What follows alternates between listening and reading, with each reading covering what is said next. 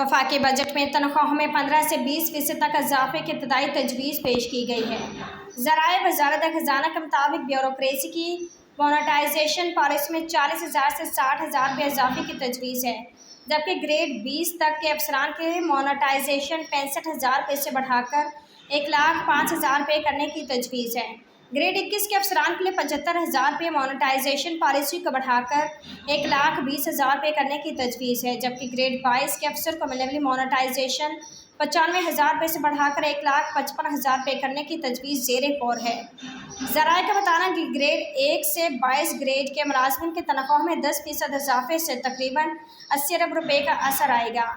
ज़राए के मुताबिक 1 से 16 ग्रेड के मुलाज़िमिन के लिए मेडिकल और कन्वेंस अलाउंस में 200% इजाफे का मुतालबा है। वज़ारत ख़ज़ाना के ज़राए के मुताबिक ग्रेड 1 से ग्रेड 16 स्केल के मुलाज़िमीन को 1,800 रुपये कन्वेंस अलाउंस और 1,500 रुपये मेडिकल अलाउंस मिल रहा है, जबकि 17 और 18 ग्रेड के अफसरान को इस वक्त 5,000 रुपये कन्वेंस अलाउंस मिल रहा है। 17 से 18 ग्रेड के लिए भी कन्वेंस अलाउंस में 200% इजाफे की इब्तदाई तजवीज़ है। ज़राए का कहना है कि 1 से 16 स्केल के मुलाज़िमीन को 2021 और 2022 में 25 और 15% डिस्पैरिटी अलाउंस मिला था। सूबों और वफाक के मुलाज़िमीन का तनख्वाहों में फ़र्क कम करने के लिए डिस्पैरिटी अलाउंस जारी रखने की भी तजवीज़ है।